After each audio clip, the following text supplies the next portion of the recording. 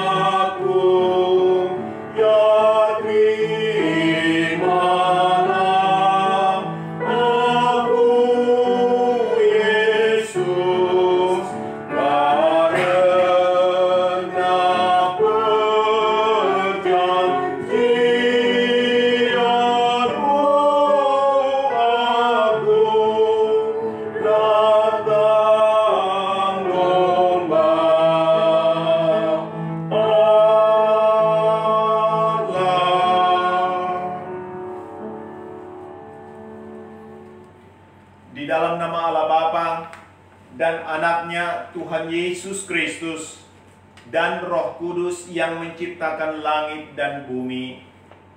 Amin.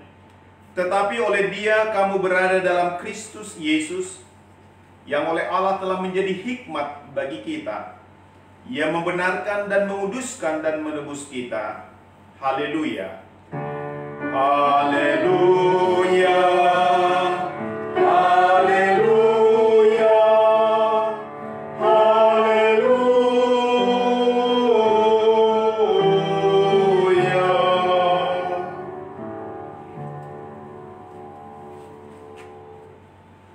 Ya Tuhan Allah, Engkau sumber dan damai, kasih dan damai.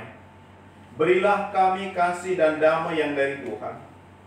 Lindungilah hamba-Mu melawan tipu daya si iblis, agar mereka terlepas dari pencobaan dan ketakutan. Engkaulah pengharapan dan perlindungan kami. Pimpin dan tuntunlah kami dalam perjalanan hidup kami, karena Anak-Mu Yesus Kristus Tuhan kami. Amin. Kita bernyanyi dari Kidung Jemaat nomor 13 ayat 1 sampai 4.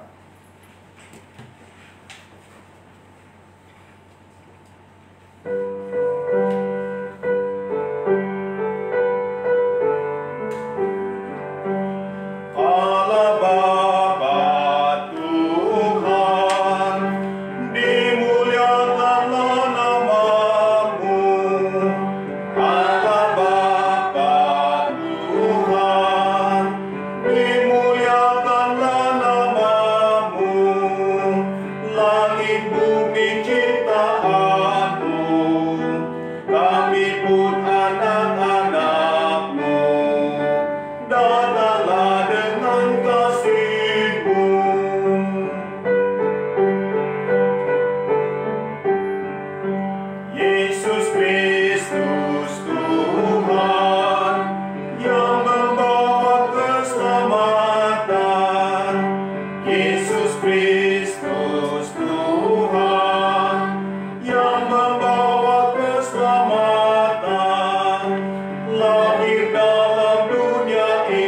ini, mati tapi bangkit lagi.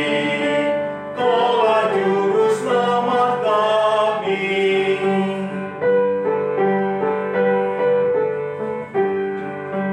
Ya Roh Kudus Tuhan, tolong kami lawan dosa. Ya Roh Kudus Tuhan, tolong kami lawan dosa. Sucikanlah hati kami, berilah hidup yang sejati. Tinggallah bersama kami.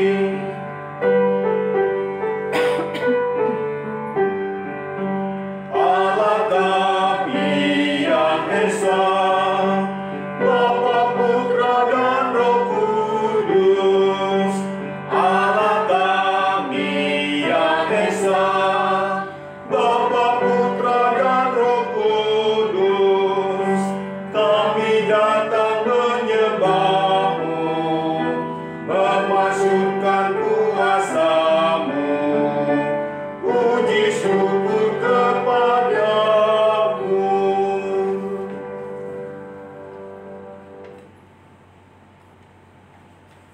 Dengarlah pembacaan titah kedua dari dasar titah, dan artinya yang berbunyi demikian.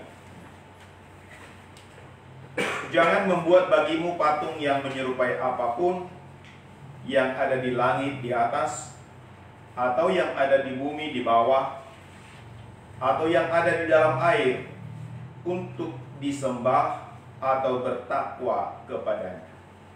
Apa artinya? Kita harus takut dan cinta pada Allah.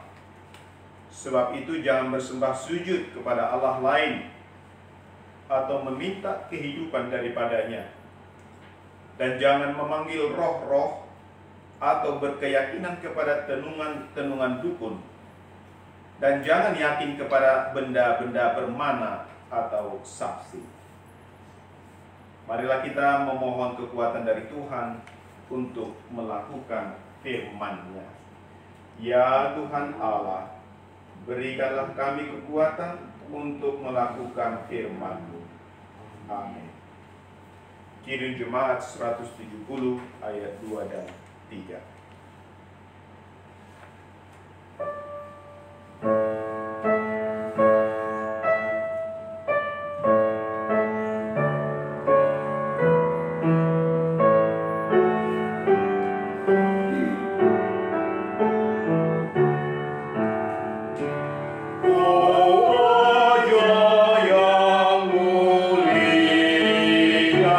Tempat kudus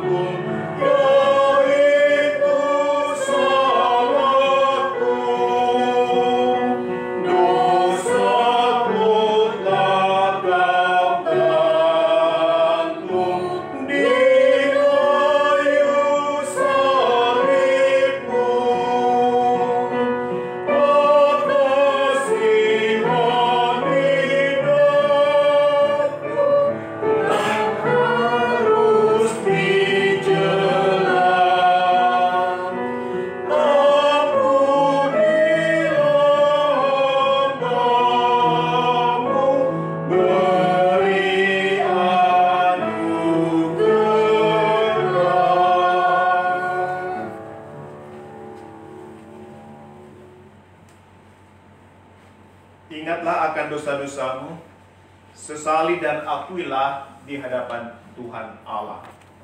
Marilah kita berdoa. Ya Tuhan kami yang Maha Kasih dan Maha Kudus, Bapa kami di dalam Yesus Kristus, setiap kali kami datang ke hadapan-Mu, kami merasa bahwa kasih-Mu sangat kami butuhkan. Karena itu kami datang merendahkan diri hari ini kepadamu, dan mengaku bahwa kami sering seperti domba yang sesat, menyimpang dari jalan yang benar. Janganlah Engkau mengucilkan kami dari hadapan-Mu oleh karena dosa dan pelanggaran kami. Karena Engkau tidak menginginkan kematian dari orang fasik, melainkan Engkau menginginkan pertobatannya agar dia selamat. Ampunilah segala kesalahan dan pelanggaran kami dengan perantaraan penghulu kami yang tunggal itu, Anak-Mu Tuhan Yesus Kristus. Tetapkanlah anugerah-Mu bagi kami dengan perantaraan kesaksian dan kuasa Roh Kudus, supaya kami terhibur dan datang memanggil Engkau, dan agar segala perbuatan dan kelakuan serta pikiran kami menjadi kemuliaan bagi nama-Mu yang kudus itu. Amin. Tuhan kasih kami, Kristus kasih kami, Tuhan kasih kami.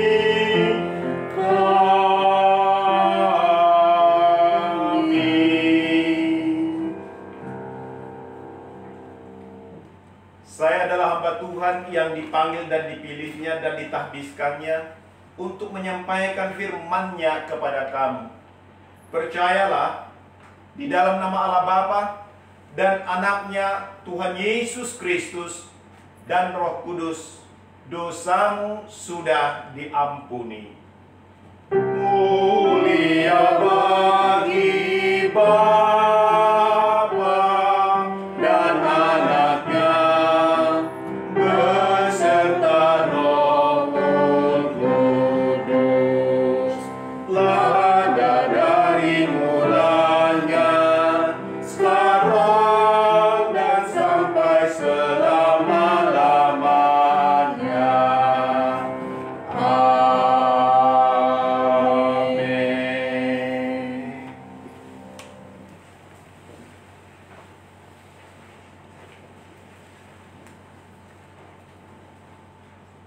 Marilah kita mendengar firman Allah yang tertulis dalam Amsal 31 ayat 10 sampai 31. Istri yang cakap, siapakah akan mendapatkannya? Ia lebih berharga daripada permata. Hati suaminya percaya kepadanya, suaminya tidak akan kekurangan keuntungan. Ia berbuat baik kepada suaminya dan tidak berbuat jahat sepanjang umurnya. Ia mencari bulu domba dan rami dan senang bekerja dengan tangannya.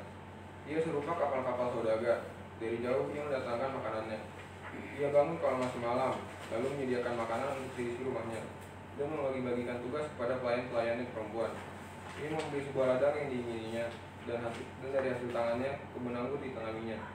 Ia mengikat pinggangnya dengan kekuatan, ia menguatkan lengannya. Ia tahu bahwa pendapatannya menguntungkan, pada malam hari beritanya tidak padam. Tangannya ditaruh pada jentera, jari-jarinya memegang pemintal.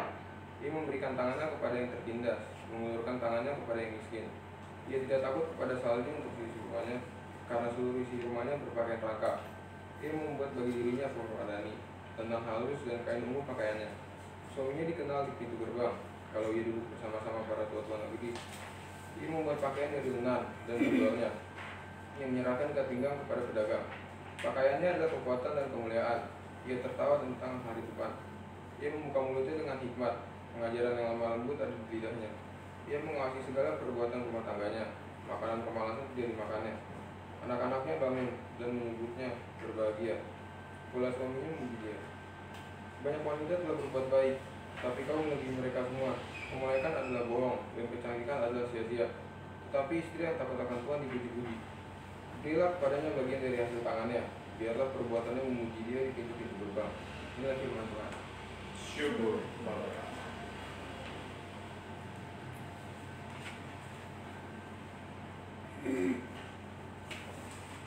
Mazmur 54 kita daraskan bersama-sama.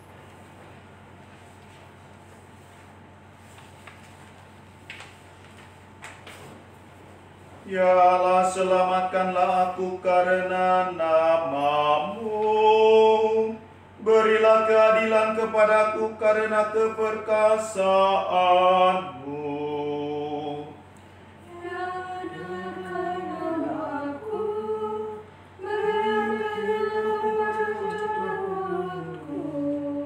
Sebab orang-orang yang angkuh bangkit menyerang aku. Orang-orang yang sombong ingin mencabut nyawaku. Mereka tidak mempedulikan Allah. Sesungguhnya Allah menolongku, Tuhanlah yang menopang aku. Biarlah kejahatan itu berbalik kepada seteru-seteruku. Binasakanlah mereka karena kesetiaan-Mu. Dengan hati aku akan mempersembahkan korban kepadamu. Bersyukur sebab namamu baik ya Tuhan. Sebab Ia melepaskan aku dari segala kesesakan, dan mataku memandangi musuhku.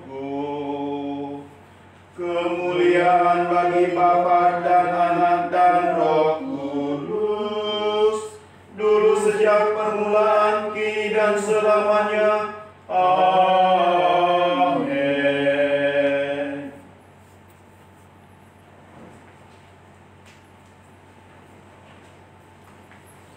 Marilah kita mendengar firman Allah yang tertulis dalam Yakobus 3 ayat 13 sampai 4 pasal 3.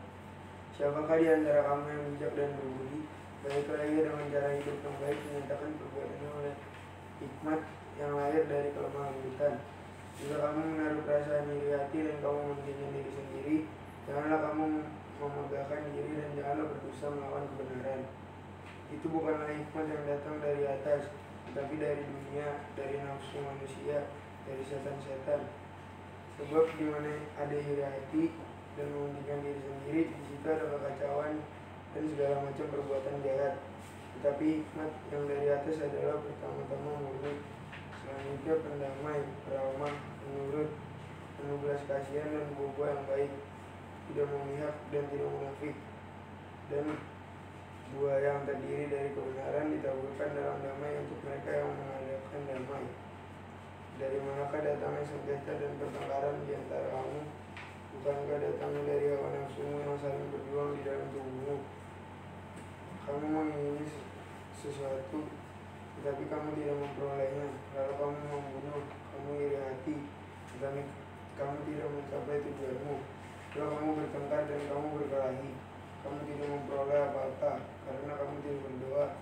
Atau kamu berdoa juga, tetapi kamu tidak menerima apa-apa, karena kamu salah berdoa. Sebab yang kamu minta itu hendak kamu habiskan untuk memuaskan hawa nafsumu. Demikian, inilah firman Tuhan. Syukur bagi Allah. Marilah kita bangkit berdiri.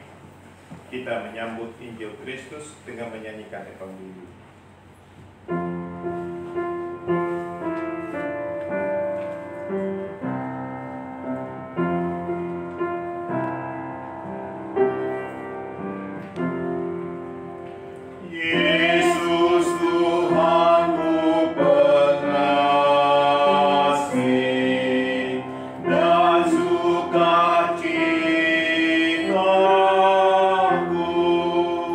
Yang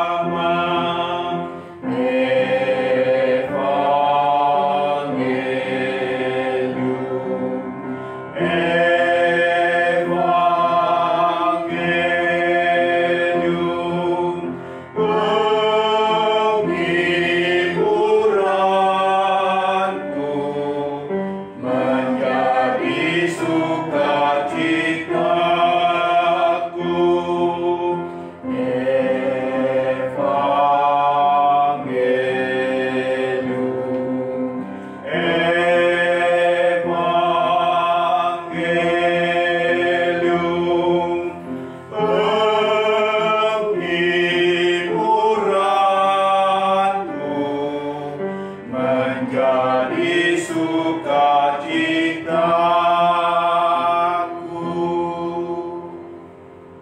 Damai sejahtera Allah yang melampaui segala akal, kiranya memelihara hati dan pikiranmu di dalam Kristus Yesus Tuhan kita.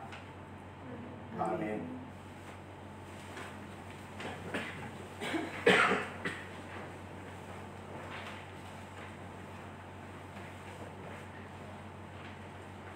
Injil Kristus untuk pemberitaan di minggu ke-17 setelah Trinitas ini tertulis dalam Markus pasal 9 ayat 30 hingga 37. Markus pasal 9 ayat 30 hingga 37. Demikian Injil Kristus. Yesus dan murid-muridnya berangkat dari situ dan melewati Galilea. Dan Yesus tidak mau hal itu diketahui orang, sebab ia sedang mengajar murid-muridnya. Ia berkata kepada mereka, Anak manusia akan diserahkan ke dalam tangan manusia, dan mereka akan membunuh dia, dan 3 hari sesudah ia dibunuh, ia akan bangkit. Mereka tidak mengerti perkataan itu, namun segan menanyakannya kepadanya. Kemudian tibalah Yesus dan murid-muridnya di Kapernaum. Ketika Yesus sudah di rumah, ia bertanya kepada murid-muridnya, "Apa yang kamu perbincangkan tadi di tengah jalan?" Tetapi mereka diam, sebab di tengah jalan tadi mereka mempertengkarkan siapa yang terbesar di antara mereka. Lalu Yesus duduk dan memanggil ke-12 murid itu. Katanya kepada mereka, "Jika seseorang ingin menjadi yang terdahulu, hendaklah ia menjadi yang terakhir dari semuanya dan pelayan dari semuanya." Maka Yesus mengambil seorang anak kecil dan menempatkannya di tengah-tengah mereka. Kemudian ia memeluk anak itu dan berkata kepada mereka, "Barang siapa menyambut seorang anak seperti ini dalam namaku, ia menyambut aku. Dan barang siapa menyambut aku, bukan aku yang disambutnya, tetapi dia yang mengutus aku." Demikianlah Injil Kristus. Terpujilah Kristus. Saudara-saudara yang dikasihi oleh Tuhan kita Yesus Kristus, di minggu ini yang disebut minggu ke-17 setelah Trinitatis, minggu di mana kita belajar dan mendengar siapa Allah yang kita sembah, mengenal siapa Dia dan apa yang dilakukannya untuk kita. Trinitatis, Allah Tritunggal atau 3 Allah yang esa, 3 pribadi tetapi 1 Allah. Itulah arti dari Trinitas. Dan kita sepanjang minggu-minggu ini, atau juga disebut minggu biasa, kita belajar mendengar siapa Dia dan bagaimana kita hidup seharusnya. Dan yang menjadi pokok renungan kita adalah pada ayat yang ke-37, di mana Tuhan Yesus berkata kepada murid-muridnya, "Barang siapa menyambut seorang anak seperti ini dalam namaku, ia menyambut aku, dan juga menyambut dia yang mengutus aku. Barang siapa menyambut anak seperti ini dalam namaku," dalam nama Yesus, ia berarti menyambut aku atau menyambut Yesus, dan juga menyambut dia yang mengutusnya, yaitu Bapa. Saudara yang dikasihi Tuhan, di minggu yang lalu dalam pemberitaan Injil, di sana dikatakan bahwa Yesus kelak akan datang. Yesus akan datang dalam kemuliaan Bapanya, diiringi oleh malaikat-malaikat kudus. Dan pada waktu itu semua orang yang sudah meninggal dikatakan akan dibangkitkan, seperti dalam pengakuan iman rasuli. Sesudah Yesus bangkit, naik ke surga, dan dikatakan dia kelak akan datang dari sana. Dia akan datang. Yesus akan datang ke dunia ini untuk menghakimi orang yang hidup dan yang mati. Dan dikatakan orang percaya yang mati dalam Kristus akan dibangkitkan dan diberi tubuh kemuliaan. Sebagaimana Kristus datang dalam kemuliaannya, demikianlah nanti orang-orang yang percaya akan diberi tubuh kemuliaan. Orang-orang yang sudah mati pada waktu itu dalam Kristus akan dibangkitkan, lalu diberi tubuh kemuliaan. Tubuh yang tidak akan pernah binasa lagi. Dan orang yang masih hidup, orang dan percaya kepada Kristus, dalam sekejap akan diubahkan tubuhnya menjadi tubuh kemuliaan. Tetapi orang yang tidak percaya akan menerima penghukuman yang kekal. Itulah apa yang dikatakan oleh Alkitab kita. Itulah juga maksud dari kedatangan Kristus untuk kali keduanya atau kedua kalinya. Dan saudara yang dikasihi Tuhan, yang menarik adalah Tuhan Yesus menyampaikan ini didahului dengan memberitakan tentang penderitaan yang akan dialaminya, tentang kematiannya yang akan dibunuh oleh orang-orang Yahudi. Tetapi dia akan bangkit sesudah 3 hari dikatakan. Dia akan bangkit. Lalu kelak dia akan naik surga. Namun dari sana juga dia akan datang, dikatakan. Nah, di dalam teks bacaan kita tadi, saudara-saudara yang dikasihi Tuhan Yesus, Yesus secara tersendiri mengajar murid-muridnya. Dan dikatakan oleh penulis Markus, dia tidak ingin diketahui oleh orang banyak. Mereka masuk ke sebuah rumah. Di sana mereka duduk, dikatakan. Penginjil Markus memberi informasi, dikatakan Yesus tidak mau hal itu diketahui orang lain. Nah, pada kesempatan ini Yesus mengawali pengajarannya dengan mengulang lagi apa yang telah dikatakannya kepada Petrus dan teman-temannya, seperti yang dijelaskan minggu lalu dalam Markus pasal 8 ayat 31. Yesus mengatakan bahwa anak manusia, dikatakan seperti sudah dijelaskan di atas, akan diserahkan ke tangan manusia. Mereka akan membunuh dia. Dia akan mengalami penderitaan. Tetapi sudah 3 hari dia akan bangkit. Namun penginjil Markus memberi informasi juga kepada kita. Ketika Yesus menyampaikan itu kepada murid-murid itu, murid-murid itu ternyata tidak mengerti apa yang dimaksudkan oleh Tuhan Yesus. Namun anehnya mereka segan menanyakannya, dikatakan. Ke-12 murid itu sungkan menanyakan apa yang dimaksudkan oleh Yesus. Kita tidak tahu memang mengapa mereka sungkan. Tetapi kalau dalam pemberitaan minggu lalu, ketika Tuhan Yesus mengatakan bahwa anak manusia akan dibunuh, akan menderita, mati, Petrus justru menarik Yesus dan menegurnya dengan keras. Berkata, hal itu tidak akan mungkin terjadi, Guru. Allah akan menjauhkan itu daripada. Tetapi Tuhan Yesus berkata, "Enyahlah engkau iblis, sebab engkau tidak memikirkan apa yang dipikirkan Allah. Engkau hanya memikirkan apa yang dipikirkan manusia."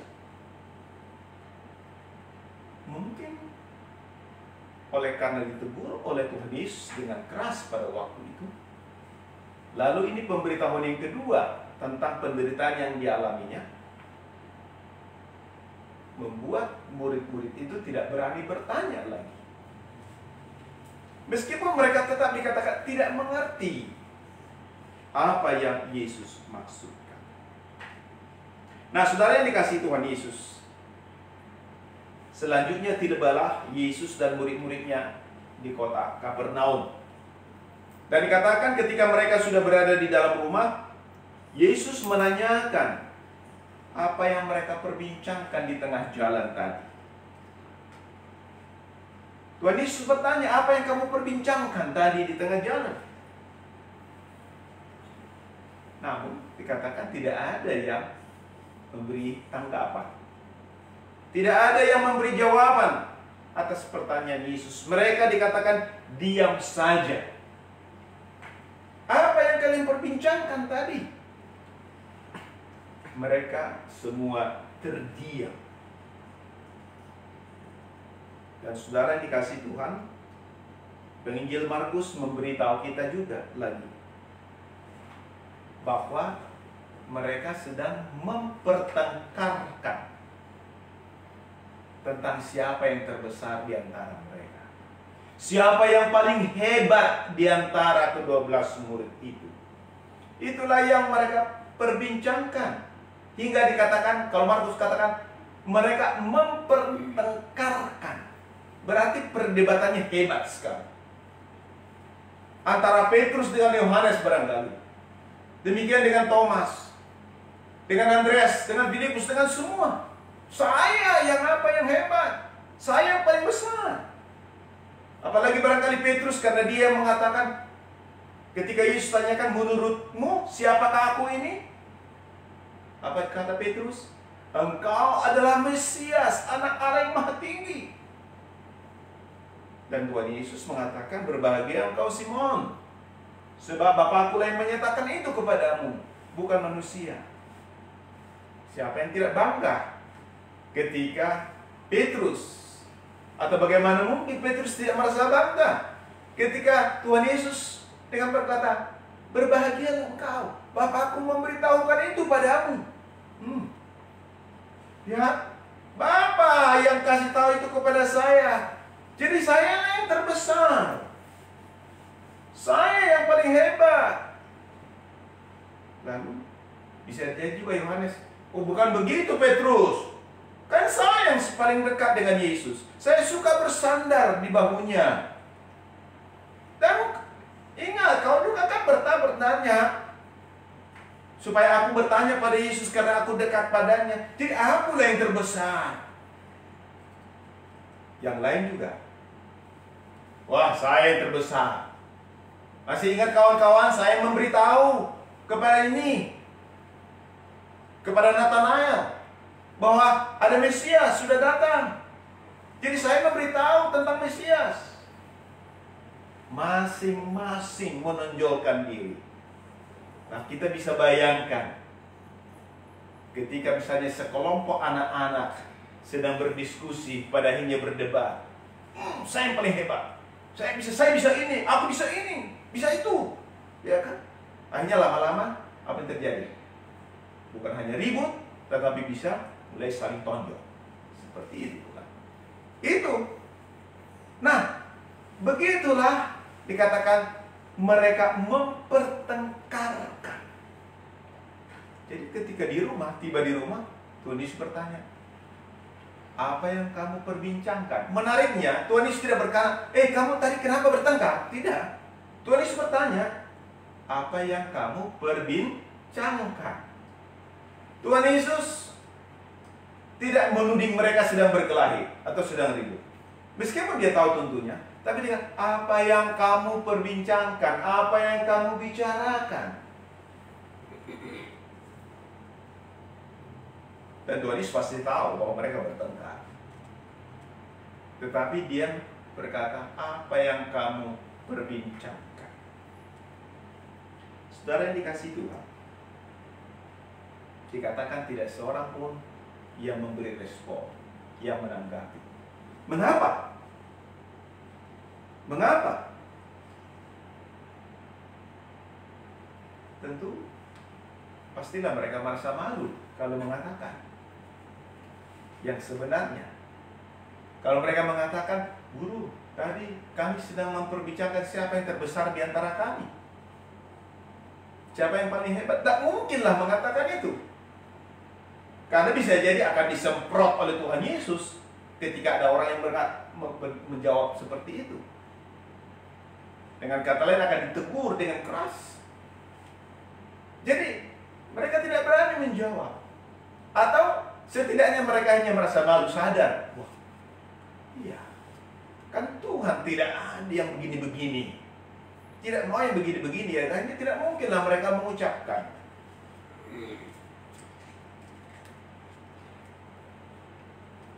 Akan tetapi meskipun mereka tidak mau memberi respon, tentulah Yesus tahu apa yang mereka persoalkan, apa yang mereka perbincangkan, bahkan mereka pertengkarkan. Sebab apa? Lihat, setelah itu dikatakan Yesus duduk di rumah. Kemudian dia memanggil ke-12 murid itu. Kemudian ia berkata kepada mereka di ayat 35. Jika seseorang ingin menjadi yang terdahulu, hendaklah ia menjadi yang terakhir dari semuanya, dan pelayan dari semuanya. Jika seseorang hendak menjadi yang terdahulu, yang terutama, yang terpenting, hendaklah ia menjadi yang terakhir. Coba kita bayangkan ketika dalam antrian makan panjang di sebuah resepsi atau di mana saja, adakah orang yang mengambil tempat terakhir? Tidak ada, kecuali pelayan. Ya, pelayanlah, karena dia bukan hanya mengambil tempat terakhir, tapi dia dengan sungguh-sungguh, dengan senang hati mempersilahkan orang, ayo mari, menyediakan. Seorang pelayan. Tidak ada orang yang mau mengambil tempat yang terakhir.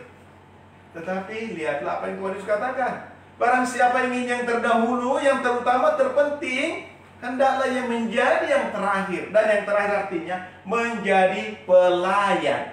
Artinya menjadi pelayan, mendahulukan semua orang, setiap orang. Melalui perkataan ini dapat kita tangkap bahwa Yesus sedang menyatakan kepada mereka bahwa orang yang terbesar itu ialah orang yang menjadi pelayan bagi semuanya. Seorang pelayan tidak akan pernah menjadi yang terdahulu, sebab pekerjaan seorang pelayan adalah melayani dan mendahulukan orang-orang yang sedang dilayani. Itu berarti bahwa tidak akan terlintas di pikirannya untuk menjadi yang terdahulu ataupun untuk didahulukan. Hal inilah yang Yesus ajarkan kepada murid-muridnya. Sekiranya mereka mengerti hal ini, tentu mereka tidak akan menanyakan atau mempertengkarkan siapa yang terbesar di antara mereka. Sebab melayani bukanlah sesuatu yang diinginkan atau dicari, apalagi dikejar. Siapa begitu? Biasanya kita justru ingin dilayani dan diperlakukan istimewa. Namun Yesus mengatakan, jika ingin menjadi yang terbesar, jadilah seorang pelayan dari semuanya. Saudara yang dikasihi Tuhan, setelah berkata demikian, Yesus mengambil seorang anak kecil. Lalu anak kecil itu ditempatkannya di tengah-tengah mereka, murid. Sesudah ditempatkan, dia memeluk anak itu, dikatakan. Dia peluk anak itu dengan penuh kasih. Lalu Yesus berkata kepada murid-murid itu, barang siapa menyambut seorang anak seperti ini dalam namaku. Sementara Yesus meluk anak itu, barang siapa menyambut seorang anak seperti ini dalam namaku, ia menyambut aku. Dan barang siapa menyambut aku, dia menyambut dia yang mengutus aku, yaitu Sang Bapa.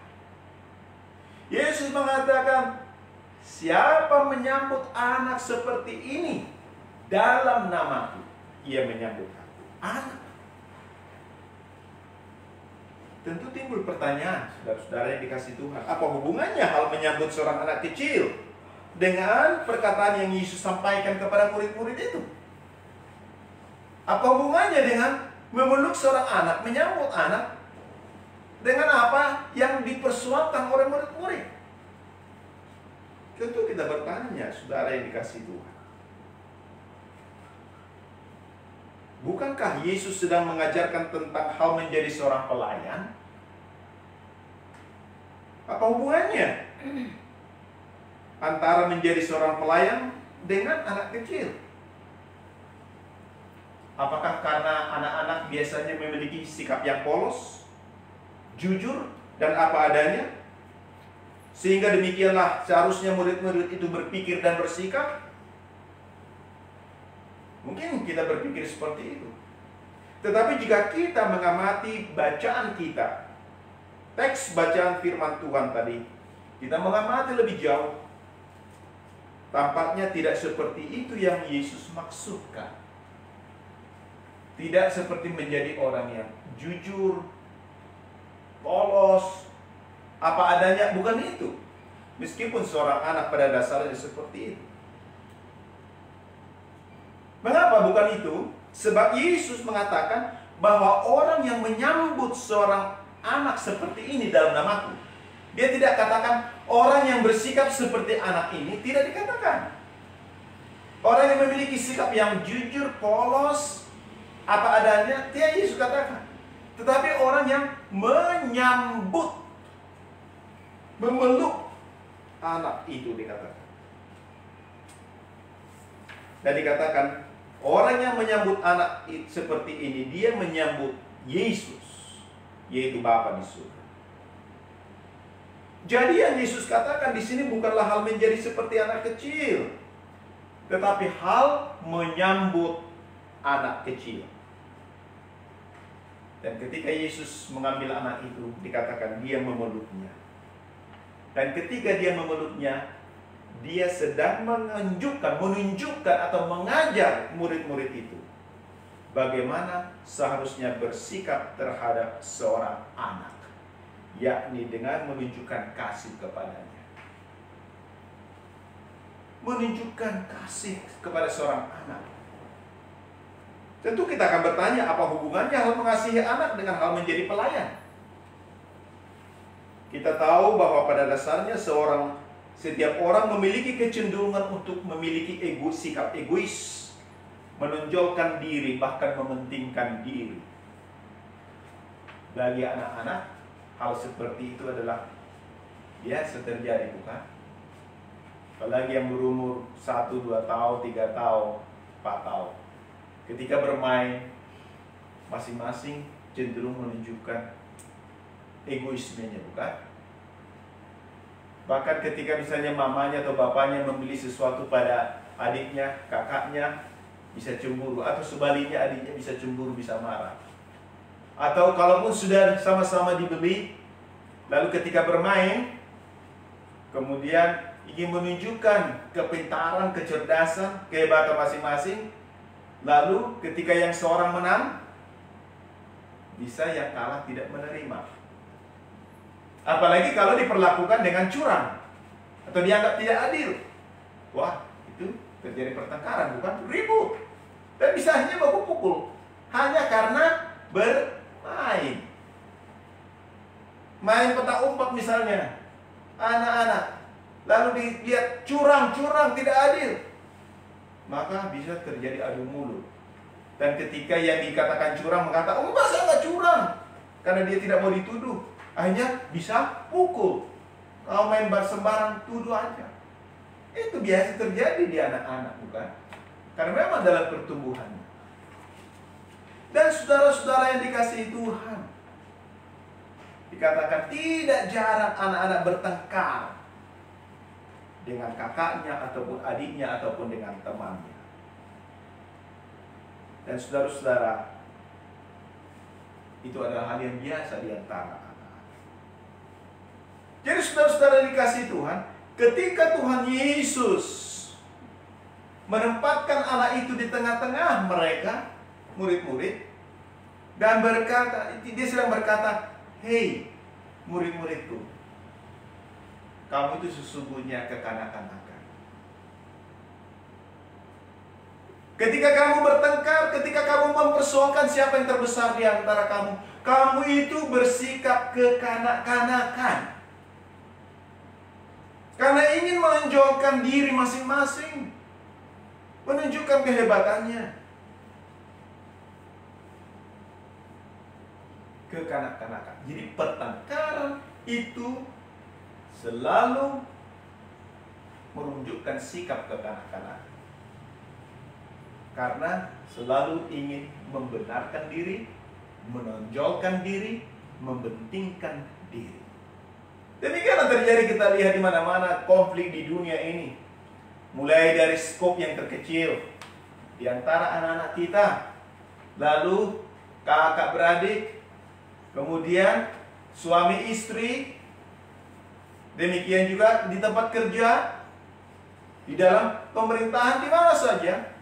Pada dasarnya mengapa terjadi konflik, bahkan permusuhan, itu disebabkan masing-masing karena egoisme, menonjolkan ego, mementingkan diri sendiri.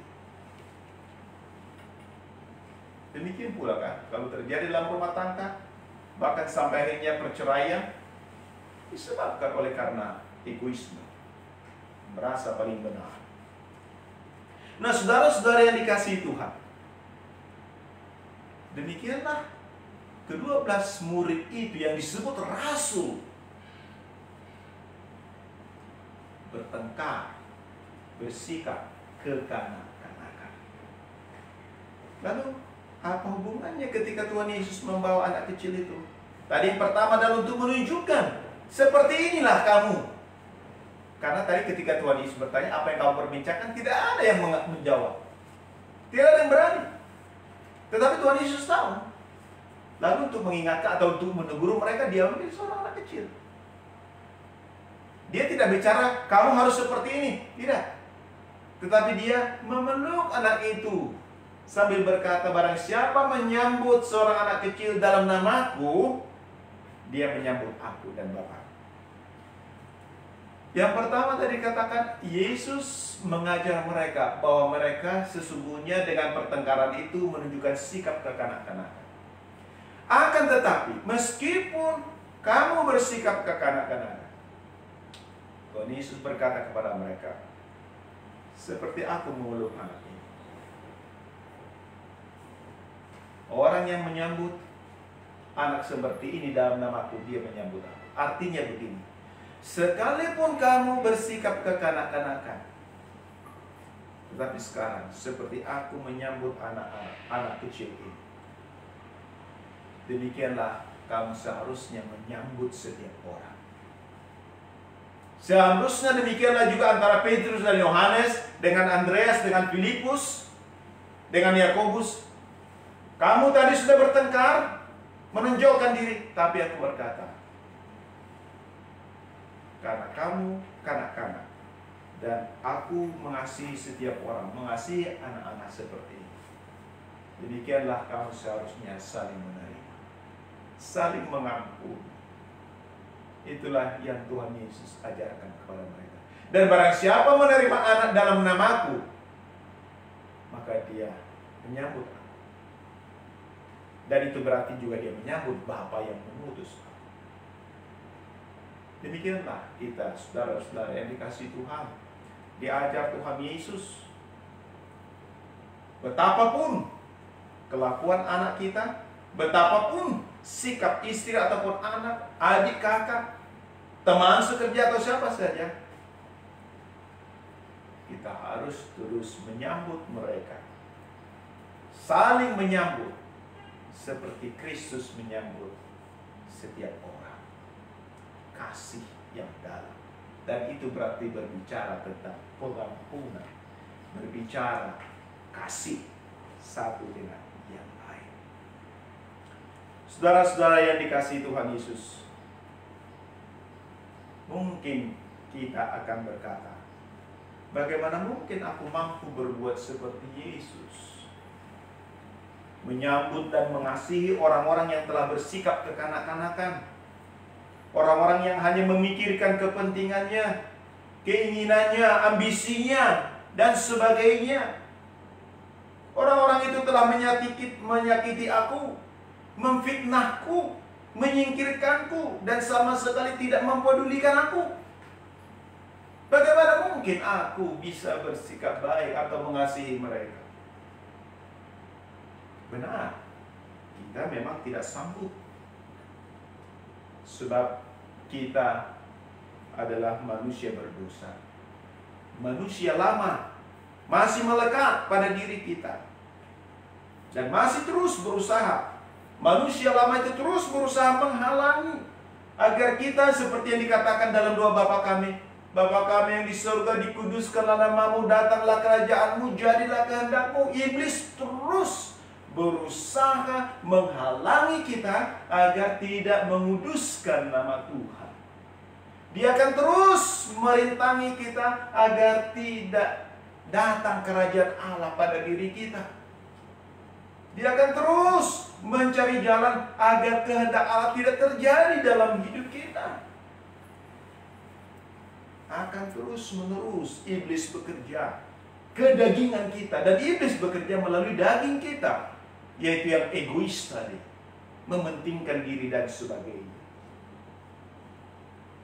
Akan tetapi, seperti kata pemazmur dalam Mazmur 54 yang kita cantingkan tadi atau kita nyanyikan, kita daraskan, dalam ayat 6 dia mengatakan, dalam kesesatan sesungguhnya Allah adalah penolongku.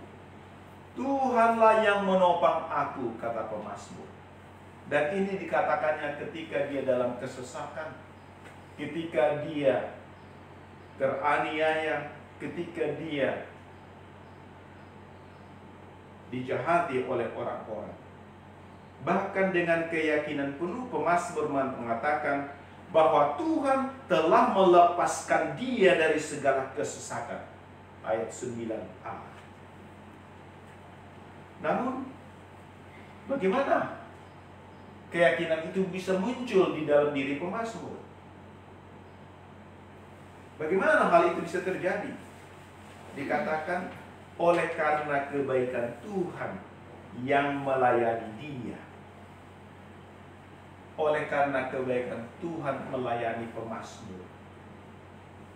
Ketika pemazmur datang menerima pelayanan Tuhan, karena dikatakan di sana dia memberi korban persembahan kepada Tuhan. Artinya dia datang ke rumah Tuhan, dia datang beribadah.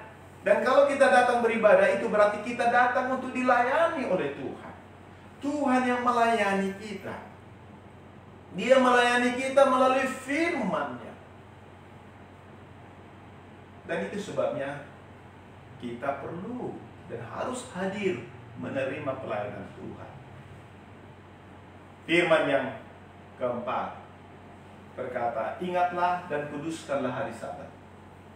Apa artinya? Martin Luther mengatakan, kita harus takut dan cinta pada Allah, sehingga kita tidak meremehkan pewartaan dan sabdanya.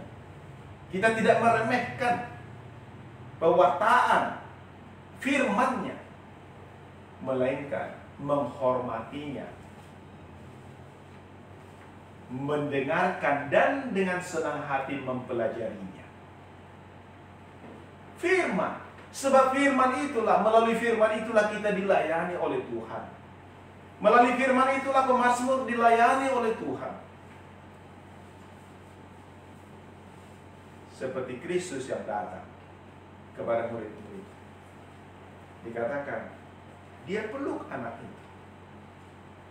Dan dia berfirman, dia berkata kepada murid-muridnya, barang siapa menyambut anak seperti ini dalam namaku, dia menyambut. Itu adalah firman. Firman yang diberikan kepada para murid dan kepada kita. Kekuatan kita tidak akan mampu untuk mengasihi musuh. Tidak akan mampu mengatasi kesesakan kita. Tetapi Tuhan yang datang melayani kita akan menghiburkan kita, menguatkan kita, akan memberikan kemampuan kepada kita, dan akan memberikan kepada kita kemenangan. Itulah sebabnya Tuhan Yesus mengajar kita doa Bapa kami. Dia mengajar kita untuk mengucapkannya terus-menerus dari hati yang terdalam. Dan sambil juga belajar apa yang dimaksudkan dengan doa Bapa kami. Dengan kita berdoa, itu berarti kita dilayani oleh Allah. Allah lah yang memberikan firman-Nya. Doa Tuhan itu adalah firman Allah, perkataan Kristus. Dan jika itu kita dengarkan, kita simpan di dalam hati, Roh Kudus akan menuntun kita, bekerja di dalam diri kita, menerangi hati dan pikiran kita. Misalnya permohonan yang kelima, ampunilah kami akan kesalahan kami, seperti kami mengampuni orang yang bersalah kepada kami. Apa artinya? Martin Luther mengatakan, kita berdoa sesuai permohonan ini agar Allah tidak memandang dosa-dosa kita. Sebab kita sesungguhnya tidak layak meminta kepada Allah apapun. Kita tidak pantas memohon kepada Allah, sebab kita berdosa. Banyak kali kita berdosa, setiap hari dikatakan. Tetapi oleh karena disuruhnya kita meminta, maka kita meminta supaya kita memiliki keberanian, dan supaya oleh anugerahnya, oleh kemurahannya, Dia memberikan segala yang kita minta itu kepadanya. Demikian juga dikatakan, demikian juga jika kita sadar kita adalah orang berdosa yang telah diampuni, maka kita pun akan dengan tulus mengampuni dan dengan senang hati berbuat baik kepada mereka yang telah melakukan kesalahan kepada kita. Jika kita menyadari bahwa kita orang berdosa yang telah diampuni, maka dikatakan kita pun akan dengan tulus mengampuni dan dengan senang hati berbuat baik kepada mereka yang telah berbuat jahat kepada kita. Jika firman ini kita renungkan, maka kita pun akan dengan senang hati menyambut setiap orang yang telah melakukan kesalahan. Seperti contoh yang diberikan oleh Tuhan Yesus dengan jelas, bukan? Bukankah Dia juga ketika hingga di kayu salib masih berkata, Bapa, ampuni mereka, sebab mereka tidak tahu apa yang mereka perbuat. Muridnya yang bernama Stefanus juga ketika dirajam oleh karena imannya, dia berkata, Bapa, ampuni mereka, sebab mereka tidak tahu apa yang mereka perbuat. Itulah yang diperbuat Kristus bagi kita, bagimu. Dan itulah juga yang ingin Kristus lihat atau kerjakan melalui Roh Kudus-Nya dalam hidup kita, dalam hubungan kita dengan sesama, dalam hubungan dengan istri, dalam hubungan dengan suami, dalam hubungan dengan anak-anak, dalam hubungan dengan orang tua, dengan kakak, dengan adik, dengan teman, dengan siapa saja. Maka seperti Tuhan Yesus katakan, barang siapa menyambut seorang anak seperti ini dalam namaku, ia menyambut aku, dan juga dia menyambut Bapa yang mengutus aku. Dan itulah seorang pelayan. Dan orang seperti itulah yang terbesar. Orang seperti itulah yang terutama, yang terpenting, yang terdahulu, selalu menjadi yang terakhir. Karena yang terakhir itu adalah orang yang selalu melayani. Orang yang selalu melayani itulah orang yang dipenuhi oleh Kristus dalam hidupnya. Orang yang dipenuhi oleh Sang Bapa. Orang yang dipenuhi oleh Roh Kudus.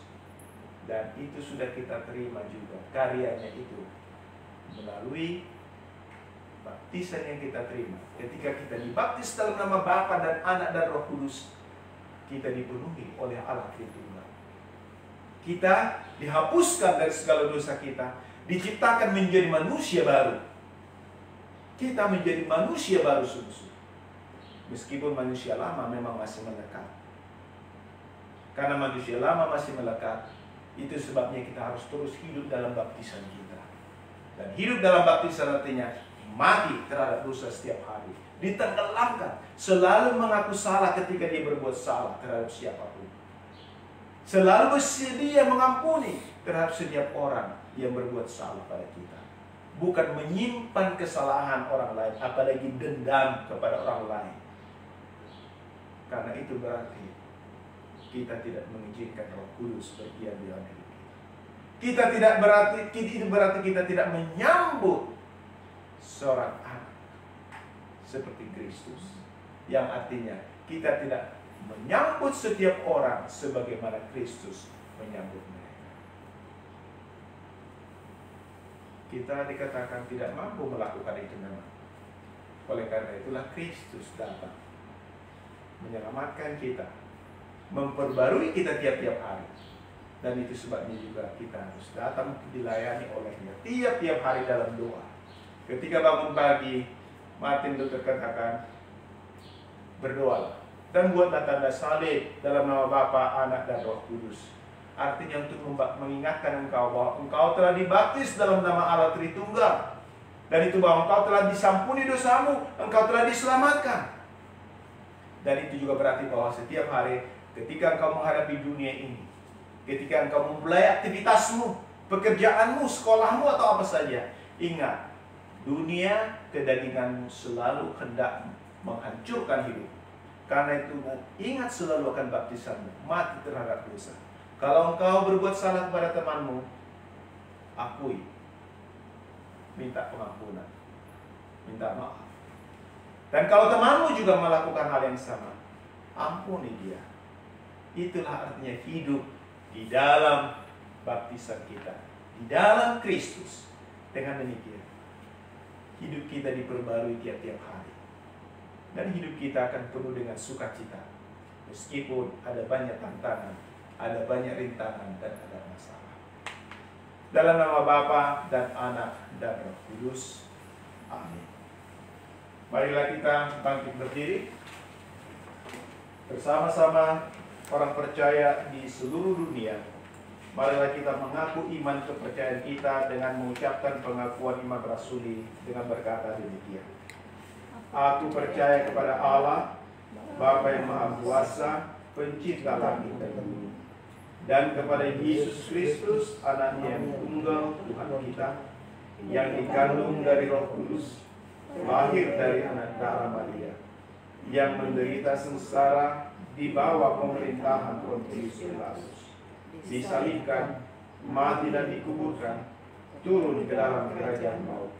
Pada hari yang ketiga, bangkit dari antara orang mati, naik ke surga, duduk di sebelah kanan Allah, Bapa yang Maha Kuasa, dan akan turun dari sana untuk menghakimi orang yang hidup dan yang mati.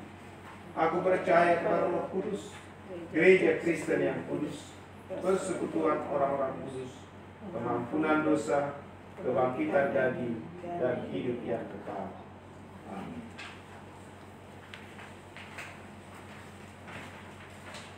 Mari kita memuji Tuhan dari Kidung Jemaat nomor 362. Sementara itu kita menyembahkan persembahan kepada Tuhan.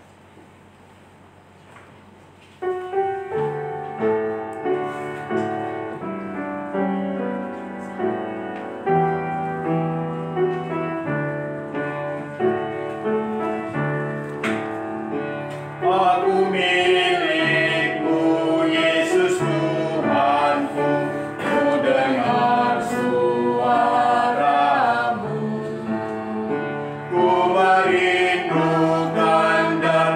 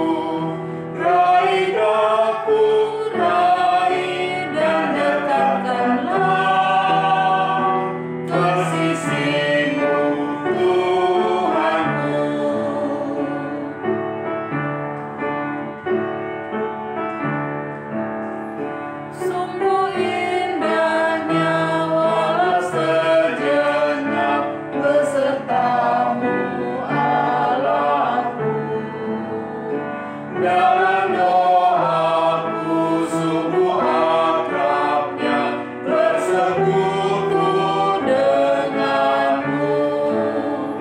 Raih aku dan dekatkanlah pada kaki salibmu. Raih aku, raih dan dekatkanlah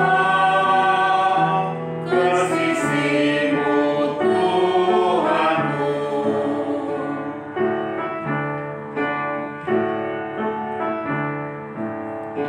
Dalam dunia tak seutuhnya ku pahami kasih-Mu.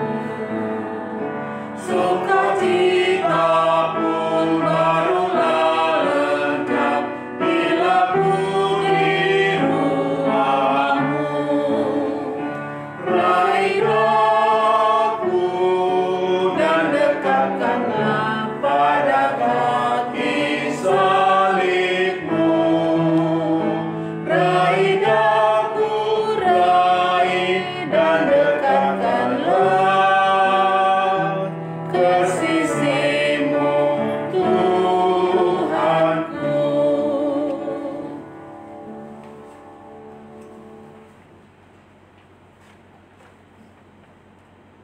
Ya Allah Bapa kami yang di surga, kami mengaku bahwa Engkau adalah sumber dari segala karunia yang melimpah dalam kehidupan kami masing-masing. Sebagian dari karunia itu kami serahkan kembali sebagai persembahan kepadamu.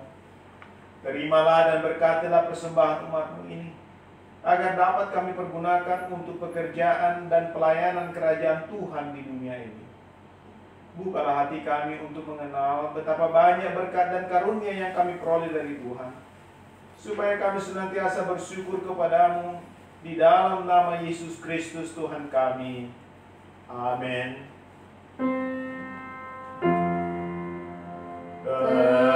Terimalah Tuhan persembahan ini, karena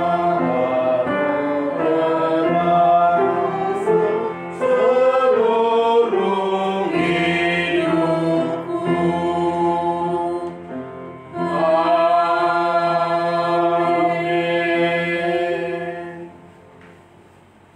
Ya Tuhan Allah Bapa Surgawi, kami sungguh menaikkan puji dan syukur kepadamu oleh karena Engkau telah memberikan firman-Mu kepada kami.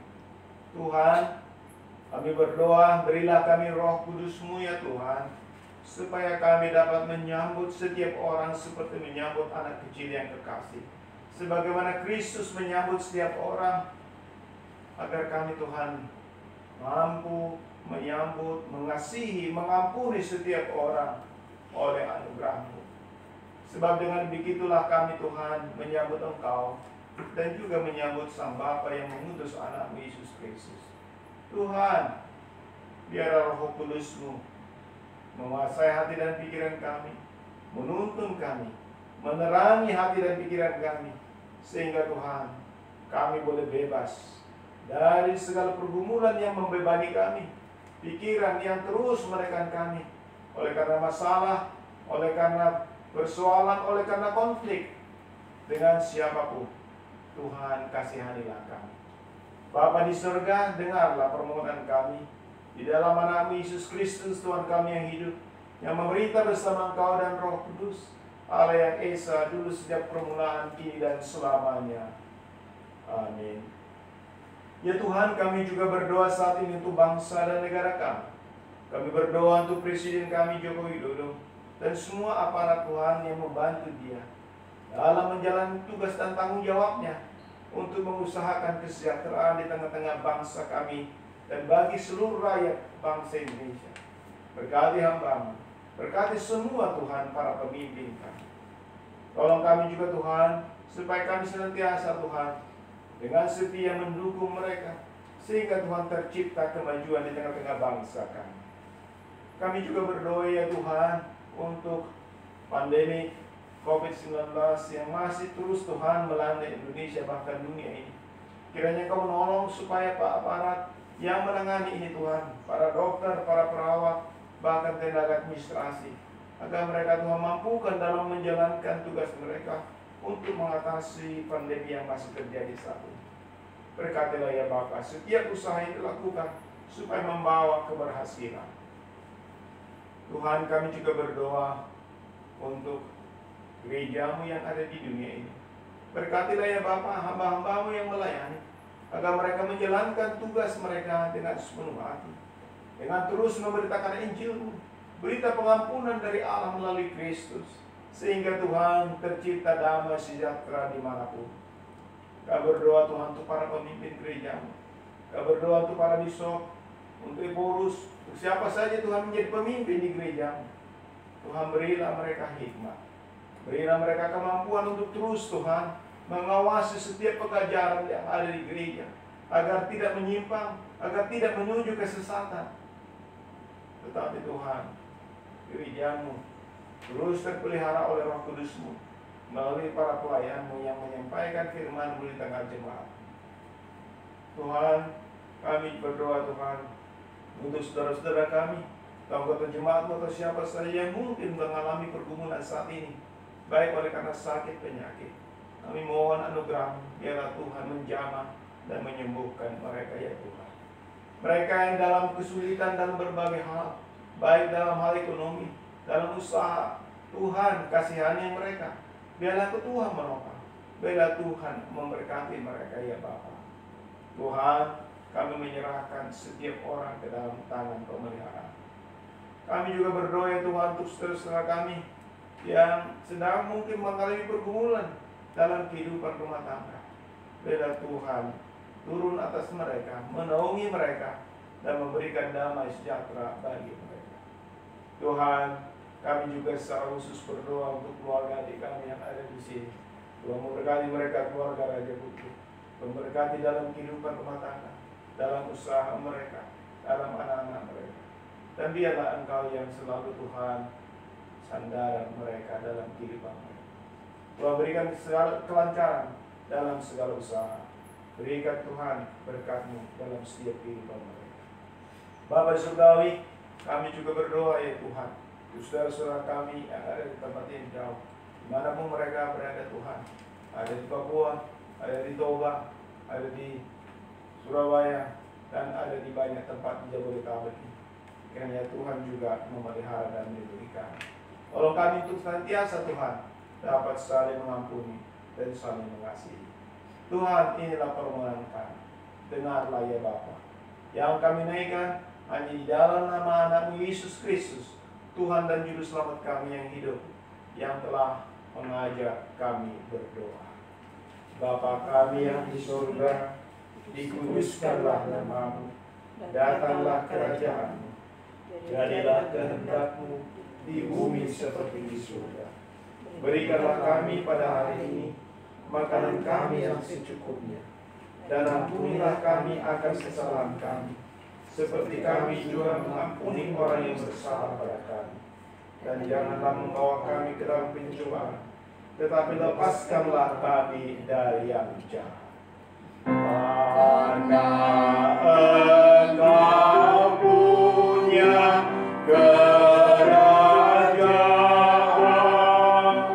dan kekuasaan dan kemuliaan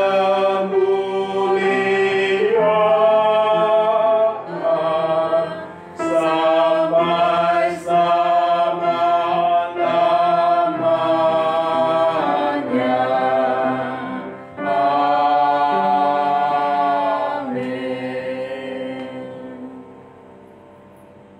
Tuhan memberkati engkau dan melindungi engkau.